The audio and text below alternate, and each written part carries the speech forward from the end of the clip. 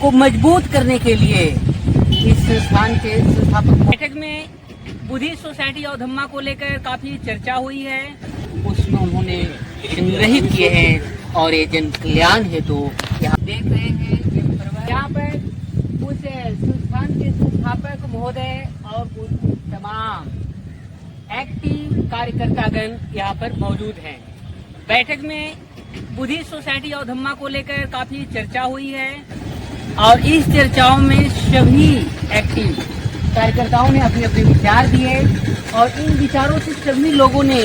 प्रभावित हुए हैं और इसको लेकर के अब आगे की कड़ी को मजबूत करने के लिए इस संस्थान के संस्थापक महोदय के द्वारा तमाम एक्टिव कार्यकर्ताओं को जिम्मेवारी सौंपी गई है और सभी ने सहज से इसको स्वीकारा भी है। तो अब हम समझते हैं कि बुद्धिस्ट सोसाइटी ऑफ धम्मा जो है रियल में तथागत बुद्ध के द्वारा बताए गए धम्म की मार्ग है, उसी कड़ी को हम अप टू डेट मॉडर्न युग और एज में मैं बात करूं तो बाबा साहब भीमराव अम्बेडकर, जिसको भारत रत्न और विश्व रत्न के तौर पर भी जानते हैं, लोग उनको मानते भी हैं। उन्हीं के द्वारा लिखी गई बुक एक बुद्धायन धम्मा में जो बातें बताई गई है उसी पथ पर अग्रसर होने के लिए बुद्धिस्ट सोसाइटी ऑफ धम्मा के तमाम यहाँ पे कार्यकर्तागण उपस्थित हैं और इन सभी को एक बुक भी प्रदान की गई है जिसको आप देख रहे हैं। हम बस भगवान बुद्ध के अनमोल उपदेशों का ये सार है और ये सार लोग पढ़ेंगे, यानी बुद्धिस्ट सोसाइटी ऑफ धम्मा के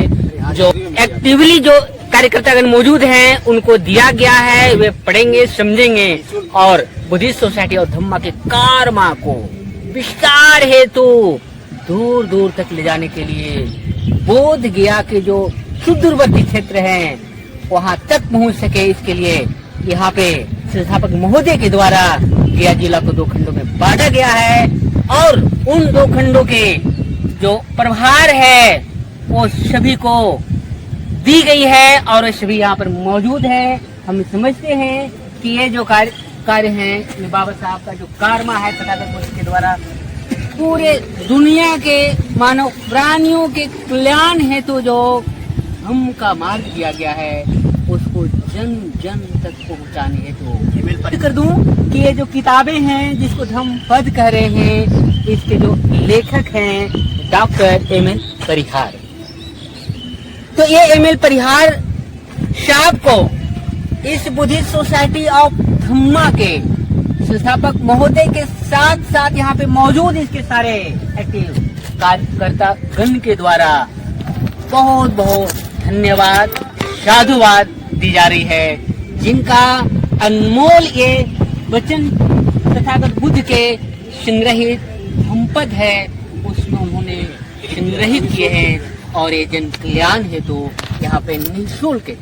वितरण भी करने के लिए उन्होंने दिए। तो इसी के साथ मैं समझता हूँ कि आज की जो बैठक है बहुत ही सफल रहा